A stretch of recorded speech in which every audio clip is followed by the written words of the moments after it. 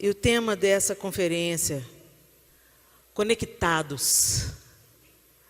Meu Pai, nós somos a geração dos conectados. Mas conectados com o quê? Para quê? Por quê? Com o que temos que estar conectados? E de que precisamos nos desconectar? Que você acalme o seu coração e aguce os seus ouvidos nessa tarde, para que o Senhor ministre profundamente ao seu coração na sua particularidade. Nós somos mulheres tão diferentes, mas também tão iguais. Vivemos tantas situações e desafios pessoais, todas nós. E cada uma aqui está numa fase da vida. E Deus quer tratar conosco na nossa individualidade. Então apresenta diante do Senhor agora a sua necessidade. Aquilo que você está buscando. E abre o seu coração e fala: Senhor, eu quero que o Senhor fale comigo de uma maneira pessoal, dentro daquilo que eu preciso ouvir. E só o Senhor pode fazer isso.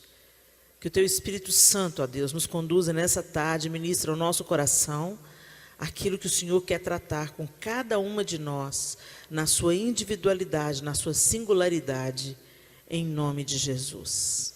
Amém? Abra sua Bíblia comigo, em Lucas capítulo 1, o Evangelho de Lucas capítulo 1, e nós vamos ler o texto a partir do verso 26. Lucas 1, verso 26. A palavra do Senhor diz assim: no 6º mês, Deus enviou o anjo... eu vou ler na versão NVI, ok? No 6º mês, Deus enviou o anjo Gabriel a Nazaré, cidade da Galileia, a uma virgem prometida em casamento a certo homem chamado José, descendente de Davi. O nome da virgem era Maria. O anjo, aproximando-se dela, disse: alegre-se, agraciada, o Senhor está com você. Maria ficou perturbada com essas palavras, pensando no que poderia significar essa saudação. Mas o anjo lhe disse: não tenha medo, Maria.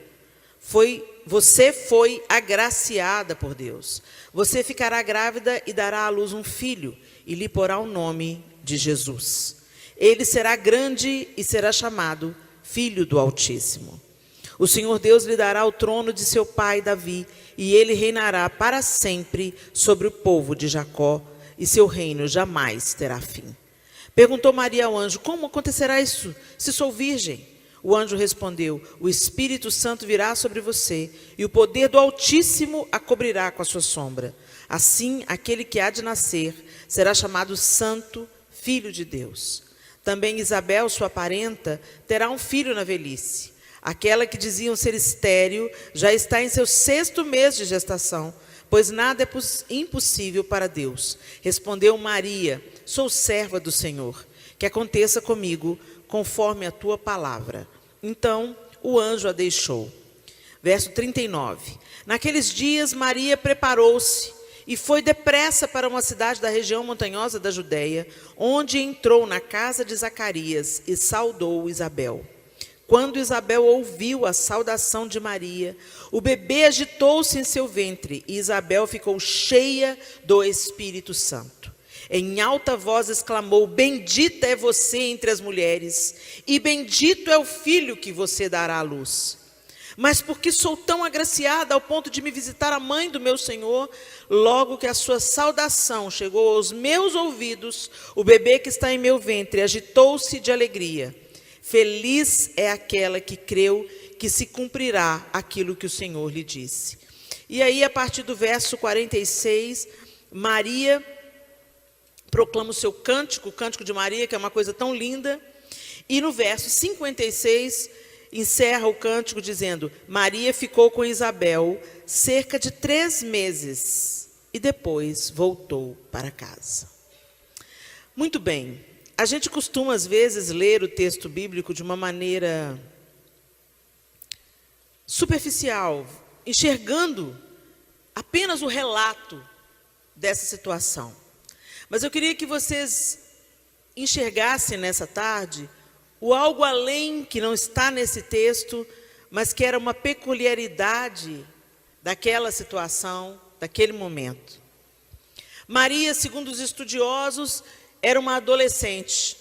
Ela tinha entre 15 e 17, 18 anos no máximo. E ela estava prometida para José como esposa. Então ela estava noiva de José, esperando o momento certo para ser desposada por ele. E nesse intervalo, enquanto ela está esperando o casamento, o anjo aparece para Maria e diz que ela vai ter um filho. E ela fala para ele: mas como que eu vou ter um filho, sendo que eu nunca me deitei com homem nenhum, eu sou virgem? E o anjo fala: não tenha medo. Por que será que o anjo falou com ela: não tenha medo? Gente, segundo as leis do judaísmo, já que ela estava prometida a José, e não foi ele que tinha se deitado com ela, ele poderia denunciá-la, e ela poderia ser morta por apedrejamento. Então a situação aqui é muito mais complicada. A gente sempre passa pelo relato como se aquilo tivesse sido uma coisa incomum, uma virgem ficar grávida, mas a gente não imagina as implicações que aquilo teria. A gente não imagina a bomba que estava caindo na cabeça daquela jovenzinha. Olha, você está grávida. E aí eu queria que você se lembrasse de você aos 17 anos. Você se lembra de você aos 17 anos? É claro que o nível de maturidade de nós, mulheres, aos 17 anos, ele é diferenciado de acordo com a realidade que você vive. Às vezes, se você vive dentro de um contexto de muito esforço, de muito trabalho, de muito sofrimento, isso te amadurece na marra, né? Mas mesmo assim, mesmo uma menina madura nos seus 17 anos, ela não tem a cabeça de uma mulher de 40, de uma mulher de 30. Não mesmo, passa nem perto.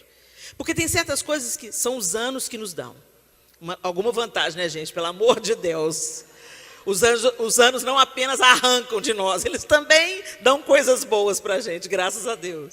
E experiência você adquire vivendo. Então, aquela menina não tinha essa experiência. E de repente o anjo entrega essa bandeja para ela: olha, você vai ser mãe. Ser mãe, a notícia de que você vai ser mãe já é um negócio que estremece a gente.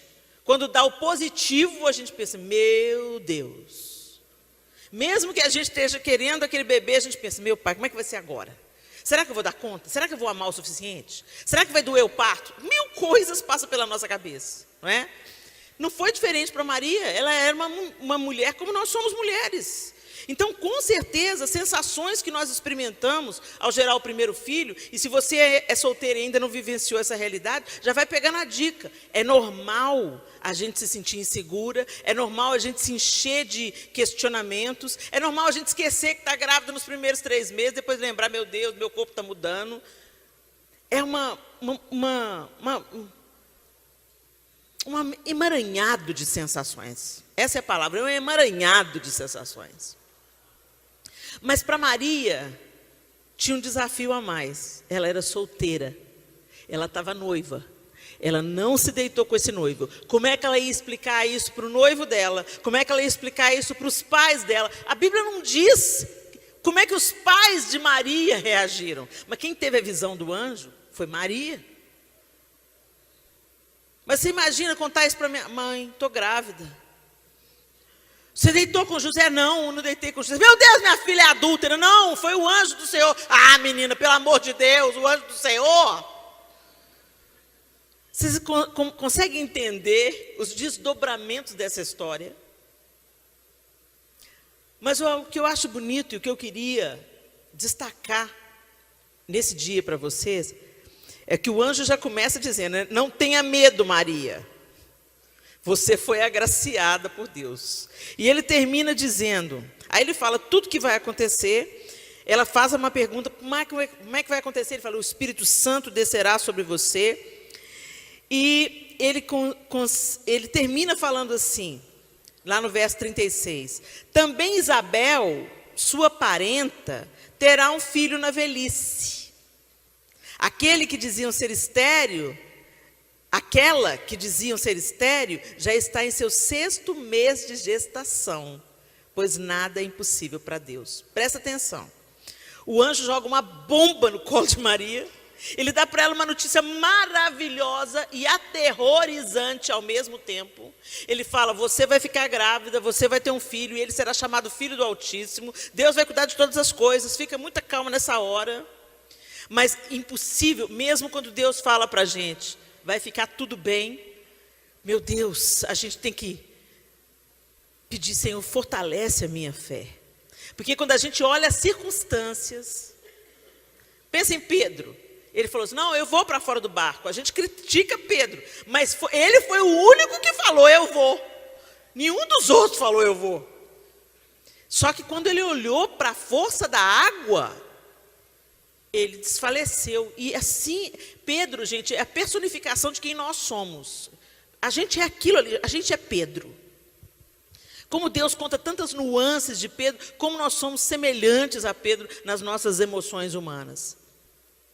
Então é claro que Maria, sendo uma menina de Deus, dedicada a Deus, e que mulher extraordinária que ela deve ter sido, que menina era aquela que Deus, olhando por toda a terra, escolheu Maria para abrigar, cuidar, amamentar e educar o seu filho. Que coisa linda essa mulher. Crente que fica falando de Maria e mal de Maria não sabe de nada. A gente tem que combater a idolatria. Quando a gente dá banho numa criança suja, a gente não joga a criança fora junto com a água. Entendeu a metáfora, né? Então a gente tem que entender que Maria tem um papel maravilhoso no plano de criação. É o resgate da nossa feminilidade, é o resgate da dignidade feminina. Por uma mulher entrou o pecado, por uma mulher entrou o Salvador. Não, ela não é para ser adorada, não, ela não é mediadora entre Deus e os homens. Esse é só Jesus que é, ele é o caminho, a verdade e a vida.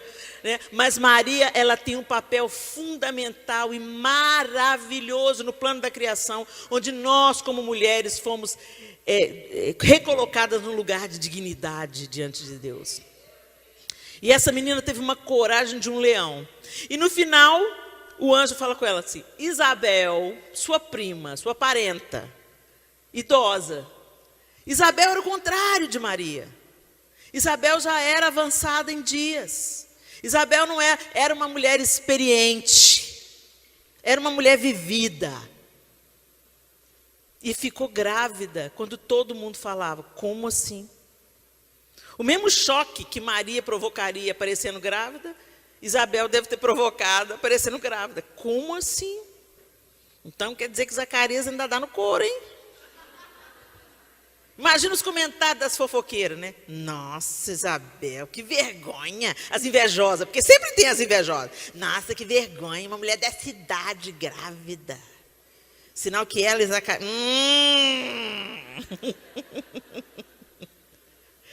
Mas a dica do anjo é: sua parenta, Isabel, está grávida.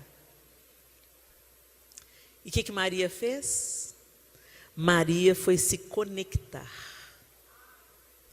com uma mulher que poderia aliviar a aflição daquele coração inexperiente. O anjo não tirou essa informação do nada, gente. O anjo apontou para Maria um caminho. Eu sei que você está aflita, eu sei que você está apavorada, eu sei que você está insegura, eu sei que a sua mente vai ser bombardeada de dúvidas. Você vai pensar: será que eu tive uma alucinação? Será que eu estou ficando doida?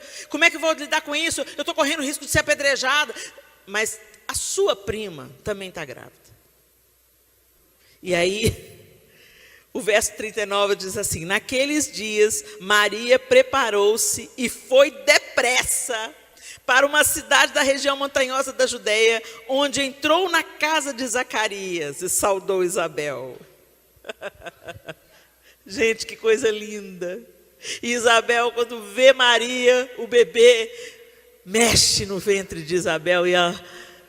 E Isabel, antes de Maria abrir a boca, Isabel derrama refrigério sobre ela. Bendita é você entre as mulheres, e bendito é o fruto, é o filho que você dará à luz. Eu fico imaginando que só com essa frase Maria já desmontou, já foi batizada com o Espírito Santo.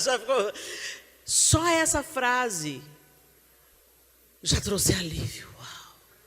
Eu não estou doida.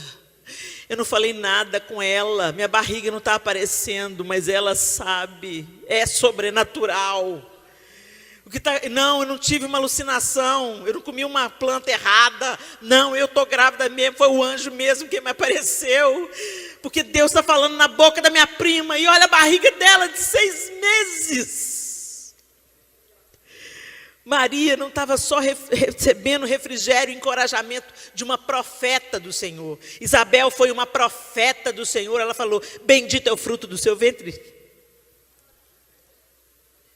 Maria não falou que estava grávida. Porque quando eu te vi, o filho que estava dentro de mim, o filho que está dentro de mim, se agitou. Você não só está grávida, você está grávida do meu Senhor. Quer dizer, tudo que o anjo tinha falado para Maria, confirmou na boca de Isabel. E quando o profeta fala, confirmando, gente, toda circunstância pode estar contrária. Deus falou, não sei como é que ele vai fazer, mas ele vai fazer. Não é assim? Não é assim que a gente se sente? A gente se sente segura, sabe? Porque tem aquelas profecias, gente, eu creio na palavra profética, mas tem aquela profecia que, eis que te digo, filha, você é muito amada. Ok. Né? Nós somos filhos amados, e não precisa nem do profeta para dizer isso, a palavra de Deus diz isso.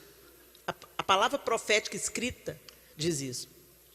Mas quando chega um profeta de Deus e fala assim, naquele dia que você estava orando de joelho no seu quarto, e você falou isso, isso, isso e isso, e você olhou para aquela roupa e falou isso assim, assim, assim, eu escutei, aí você já começa a chorar, a rolar, a babar, é ou não é?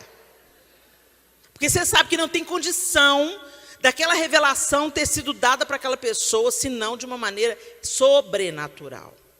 E é isso que estava acontecendo aqui. E o texto também diz para a gente que depois desse encontro onde Isabel profetiza sobre Maria, ela confirma, Deus confirma na boca de Isabel o que Maria tinha ouvido pelo anjo. Ela ficou 3 meses com Isabel. O texto está falando para a gente e que Isabel estava grávida de 6 meses. Então ela ficou com Isabel até o momento do parto. Porque bebês nascem com 9 meses, faz as contas. Ela chegou, quando o anjo falou, Isabel estava grávida de 6 meses. Ela foi depressa, viajou e foi estar com a prima. E quando chegou lá, ela ficou mais 3 meses. Quer dizer, quando ela chegou na casa de Isabel, não tinha barriga nela. E ela ficou mais 3 meses, até o tempo de Isabel se completar. E eu dava tudo para saber, gente, o que essas duas conversaram nesses 3 meses. Que assunto que foi que rolou? Que conselhos Isabel deu para Maria?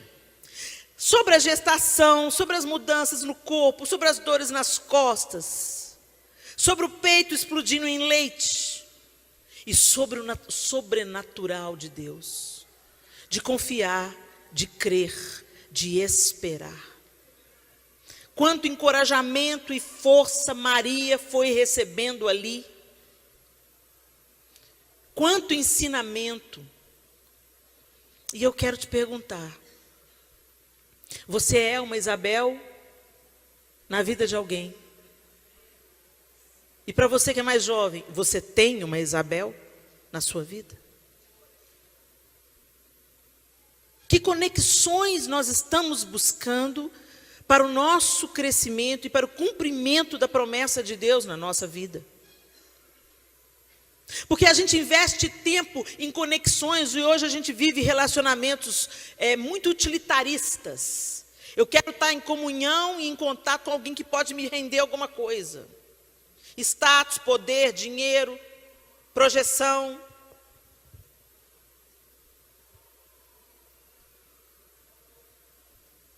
Com quem nós estamos nos conectando?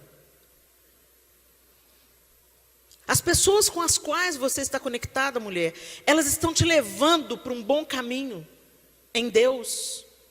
Elas estão fortalecendo a palavra de Deus em você? Eu fico muito triste quando eu vejo uma mulher mais velha, sem sabedoria. É muito triste. Eu tenho pedido a Deus todos os dias: Senhor, me dá sabedoria. Me dê sabedoria, eu preciso de sabedoria. A palavra de Deus diz que a gente, é só pedir que Ele dá. Mas a gente precisa pedir. E eu comecei a esbarrar, às vezes, com a minha falta de sabedoria. Em alguns assuntos, a gente tem hora que age como criança, imatura.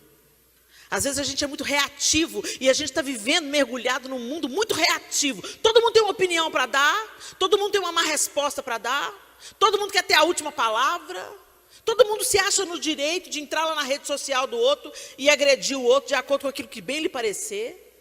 Uma demonstração explícita de que nós não temos sabedoria nenhuma. Agora, o mais triste é ver, quando eu vejo uma menina de 18, 17, 19 anos falando uma besteira, eu relevo, penso, está aprendendo. Mas quando eu vejo uma mulher de 50, reagindo agressivamente ou imaturamente, eu penso: Deus, ajuda a gente. E muitas vezes eu me surpreendo tendo uma reação imatura e eu falo: Senhor, eu preciso que o Senhor me ajude e me dê sabedoria. E quando eu me percebo assim, então eu procuro pessoas para me conectar a elas que podem me ensinar alguma coisa. Pastora Cimeia Meldrum está aqui. Fique em pé aí, pastora Cimeia. À noite eu vou apresentar a vocês de uma maneira mais digna. Pastora Cimeia Meldrum, pode sentar, pastora. É fundadora do Mulheres de Visão, o braço humanitário da Visão Mundial, que cuida de crianças em situação de vulnerabilidade. E a pastora Cimeia, eu vou aproveitar que ela está aqui para usá-la como exemplo. Como ouvir a pastora Cimeia me ensina, como me inspira, como me desperta.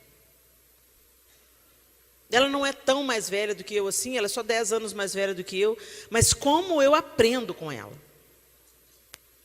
Outra pessoa que Deus colocou na minha vida foi Edmeia Williams, uma mulher que eu admiro profundamente, uma mestra na palavra. Uma senhora de 70 anos, mas que tem um fundamento, uma vida com Deus. Então eu colo nessas mulheres. Por quê? Porque elas têm uma sabedoria que eu não tenho, mas eu quero chegar lá. Eu quero aprender com elas, com a vivência delas, com as experiências delas, com a maneira como elas enxergam a vida, o chamado, o propósito, o evangelho. E isso está mudando o meu coração. E você? Eu tenho procurado ser uma boa influência para as moças mais jovens do que eu. Então, aquilo que eu já percorri, aquilo que eu já aprendi. Recentemente eu estava falando com uma ministra, uma menina que eu respeito ela muito. Deus vai usar essa menina e vai levantar essa menina nessa nação de uma maneira sobrenatural, eu creio nisso. Que é a Rebecca Howard, a Rebecca Guerra, filha do Laude Jair, né? Neta do Dejair Guerra. Ela é uma menina que flui na palavra com uma autoridade, que é uma coisa linda de se ver. E ela vai pregar numa conferência que eu vou fazer em Campinas. E eu falei com ela: então com quem que você vem? Não, pastora, eu vou sozinha. Eu falei: não, minha linda, você não anda sozinha. Jesus sempre dispensava os discípulos de 2 em 2. Não é bom para você, uma mulher recém-casada, andar sozinha. Ou seu marido vem com você, ou você vem com uma intercessora, com a sua mãe. Porque é melhor serem 2 do que 1. Ela: amém, pastora. Então tá bom. Então eu vou levar alguém comigo. A gente vai ensinando o que a gente já aprendeu e vai buscando mais conhecimento, aprendizado e sabedoria. Agora, o que não falta hoje são as más conexões. Aquela que fala assim: chuta esse balde, menina. Chuta esse casamento. Acaba lá com esse casamento. A fila anda. Você não é palhaça, não. Você não tem sangue de barata, não. Pede esse divórcio logo. Larga essa pessoa para lá. Desiste disso. Vai ter filho para quê? Filho só dá problema. E a gente começa a ouvir maus conselhos. Conselhos que são totalmente contrários do que a palavra de Deus diz. Helena, mas são conselhos que a gente tem que levar em consideração, porque a gente está no século XXI, a gente está vivenciando um outro tempo. Sim, gente, a gente está vivenciando um outro tempo. É um tempo doente, é um tempo débil. As pessoas estão se divorciando umas das outras. E eu não estou falando só de casamento, eu estou falando de relacionamento de uma maneira geral. Amigos que largam amigos nas horas que mais precisam. Relacionamentos líquidos, descartáveis. A gente descarta amigo, a gente não constrói. Sabe aquela história? A Cida trabalha comigo. Cida estudou comigo no ensino médio. A gente fez o primeiro, o segundo e o terceiro ano juntas. Eu conheci a Cida antes de eu conhecer o João. Ela veio para casa porque eu queria que ela me ensinasse a curar o umbigo. Quando a Clarinha nasceu, minha primeira filha. Eu chamei a Cida para me ajudar a curar o umbigo, que eu queria aprender. Eu não queria delegar essa função para nenhuma outra pessoa. Eu queria aprender porque eu queria ter mais de um filho. E a Cida tinha experiência que ela curava o umbigo de todo mundo da rua dela. Apesar dela ter a mesma idade que eu, ela veio me ajudar com a Clara. E nunca mais foi embora. Está lá em casa até hoje. Cida, meu braço direito, meu braço esquerdo. Cida, minha fiel escudeira. Cida, minha ajudante. Cida, minha irmã. Para os meus filhos, ela é a tia Cida. Já teve vontade de matar uma outra? Claro. Imagina viver comigo. Ela também não é fácil. Mas relacionamento é isso. E relacionamento que vale a pena, a gente tem que depositar. Deposita, porque no momento do saque, você tem o que sacar. No momento da crise, no momento da raiva, no momento de querer... Você tem onde sacar. Não, mas peraí, já fez isso, já andou a segunda milha comigo, já atravessou doença de menino comigo, já me ajudou a cuidar de menino febril. Não, isso aí é pequeno, perto disso. Mas hoje as pessoas perderam esse negócio, essa conexão. A gente não quer ter trabalho, hoje a gente é muito virtual, hoje a gente até adora os relacionamentos virtuais, porque se alguém te encher a paciência, bloqueia. Para caminhar com você. Para comungar dos seus problemas com você, para te aconselhar. Você mira numa pessoa que tem a vida, que flui Deus da vida dela. Para te dar conselho, para te instruir, para te corrigir, para te alertar, para te exortar, para te abraçar, te aconselhar, ou simplesmente ouvir. Procure uma Isabel. E nesse processo onde todas nós estamos, peça para Deus para se tornar uma Isabel. Eu tenho pedido para Deus, eu quero ser uma Maria, ainda com os meus 50 anos, eu quero ter o meu ouvido sempre aberto para ouvir o conselho de quem já viveu mais do que eu, de quem sabe mais do que eu, de quem já percorreu um caminho que eu ainda não percorri. Ai de mim, porque eu vou morrer sem aprender um tanto de coisa. Gente, isso não tem nada a ver com o saber intelectual, não. Porque outro dia eu fui levar um cinto para um sapateiro furar para mim. E quando eu parei lá no comércio do seu Joel, o sapateiro do meu bairro, como ele derramou sabedoria sobre a minha vida. Como Deus falou na boca daquele sapateiro.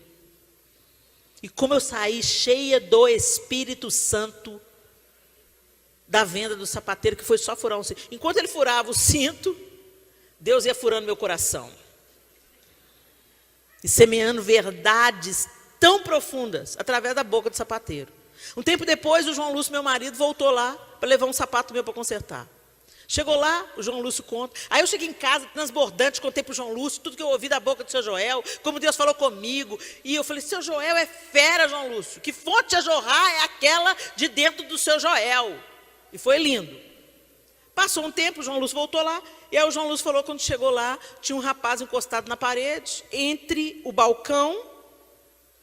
Então o balcão estava aqui, o rapaz aqui, o João do lado do cliente, o seu Joel do lado do atendente. A sapataria dele, ele trabalha sozinho. E aí, o João conversando com o seu Joel e observando o rapaz parado ali. Aí o João passou para ele o que tinha que fazer, o seu Joel olhou e falou, espera aí que eu vou ver isso aqui. E foi lá dentro. Quando o seu Joel foi, o João Lúcio olhou para o rapaz e falou assim, você trabalha aqui? Aí o rapaz falou com o João, não, estou aprendendo. Aí o João virou para ele e falou assim, o ofício de sapateiro? Aí ele falou assim, não, estou aprendendo sobre a vida. Então, quer dizer, o seu Joel, ele não está só abençoando a minha vida. Ali atrás do balcão, consertando sapatos e bolsas, ele estava fazendo discípulos. As pessoas vinham não para consertar sapato, mas para ouvir o conselho do seu Joel. Por quê? Porque percebeu nele equilíbrio, sensatez, sabedoria que vem do alto. E as pessoas saem dali cheias do Espírito Santo, encorajadas. E eu acredito plenamente, gente, que Maria saiu desse encontro de Isabel com Isabel assim.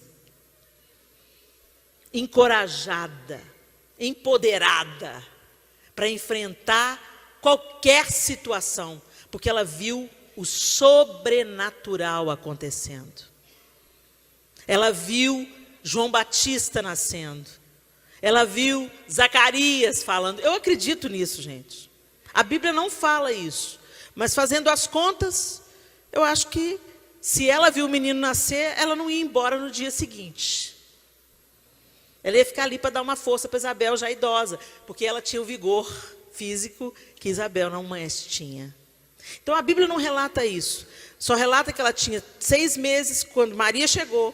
E que Maria foi embora 3 meses depois. Então eu tenho para mim que ela esperou se completar os dias de Isabel. Ali ela foi nutrida, alimentada, discipulada, preparada, fortalecida para descer e enfrentar a problemada que ia surgir. Então, José, aí ó, a bombinha na sua mão. Eu fico imaginando, depois o anjo aparece para José, fala com José, não tema receber Maria, né, e tal. José estava querendo deixá-la secretamente para não infamar Maria, mas de qualquer forma a barriga ia crescer, ia aparecer, e ele que ia ser responsabilizado.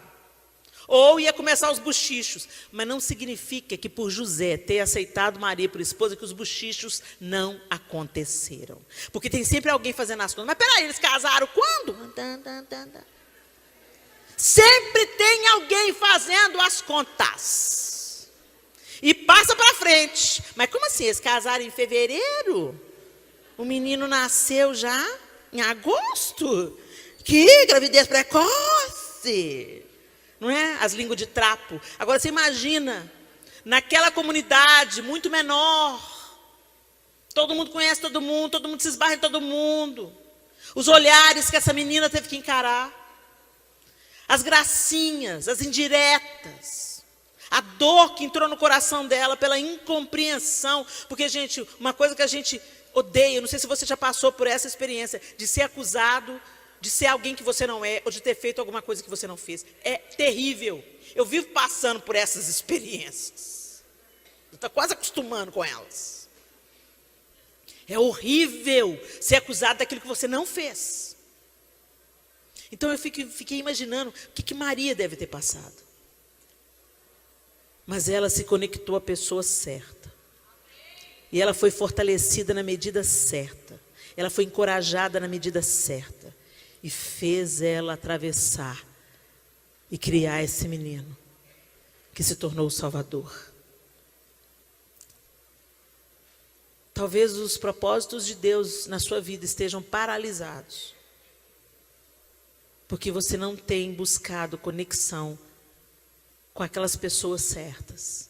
E quando eu falo pessoas certas, gente, a pessoa certa vai sempre dizer a verdade sobre você. A pessoa certa, às vezes, é indigesta. A pessoa certa, às vezes, vai falar, não, credo, fulano só bate, eu, hein? Pastora Zenete, teve um período na minha vida que a pastora Zenete estava muito perto de mim.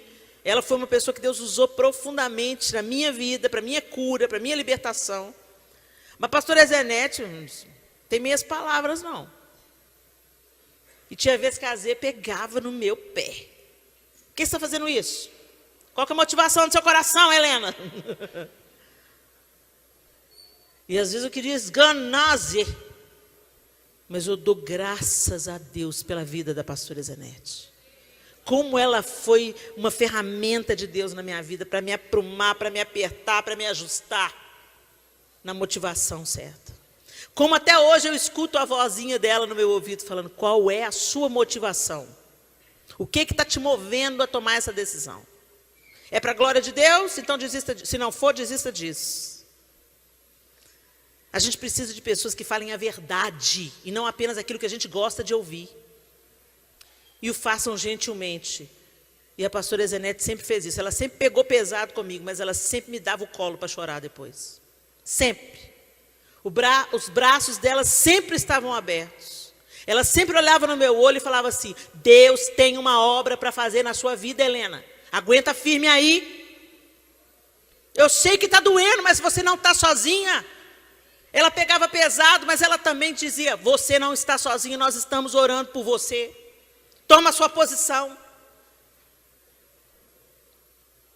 E nós precisamos de pessoas assim, meninas. E não precisamos de só ter, porque a gente sempre pensa em ter, mas a gente precisa de ser. Será que você é uma amiga leal? Será que você sabe guardar um segredo? Será que quando você vai dizer a verdade, porque tem aquelas pessoas que dizem: eu sou essa pessoa, Helena, eu sou essa pessoa aí, ó. Eu sou essa pessoa que fala a verdade. Né? Igual um trator, né? Passa em cima de você igual um rolo compressor, no final não sobra nada. Tem gente que chega assim: você está levando essa vidinha, está com essa sainha curta aí, você sabe que você vai para o inferno, dá beijo na boca do capeta, né? Ô, gente, Jesus só falava assim com religioso. Jesus só pegava pesado, usava essas palavras duras. Raça de víbora, sabe como? João Batista, Jesus. Com religioso. Com quem estava sabendo a lei, mas na hora de praticar era só capa, só verniz. Mas com o pecador mesmo, Jesus tinha tanta graça, tanta paciência, tanta doçura que ele tinha, que ele tem. Cadê os seus acusadores? Não tem ninguém, Senhor. Tampouco eu te condeno. Vá, não peques mais. Como que você peca depois de uma dessa, gente? Ai, como é que você peca depois de ser alcançado pela graça desse jeito? Eu fico imaginando que os olhos de Jesus, na memória daquela mulher, impedia ela. Quando passava um cara bonito, aí vinha os olhos de Jesus: vá e não peques mais. Eu viajo na maionese, gente. Não, Jesus me liberou, me livrou da morte. Eu é que não sou boba nem nada. Fale a verdade, sim. Mas antes de falar a verdade, viva a verdade. Viva a verdade primeiro. Seja a pessoa certa na hora certa. Seja o abrigo, seja o consolo. Seja o porto seguro. Quando alguém estiver desesperado, que você seja: nossa, fulana, deixa eu ligar para fulana. Ela vai saber o que me dizer. Tem gente que Helena só queria um abraço nesse dia. Tem gente que se tivesse sido abraçado, se tivesse sido ouvido, não teria subido e se atirado do prédio. Seja Isabel. E seja Maria. Busque o ensino, busque sabedoria. E também seja uma fonte a jorrar de ensino e sabedoria. Conecte-se com o que é eterno e com o que gera vida. Feche os seus olhos.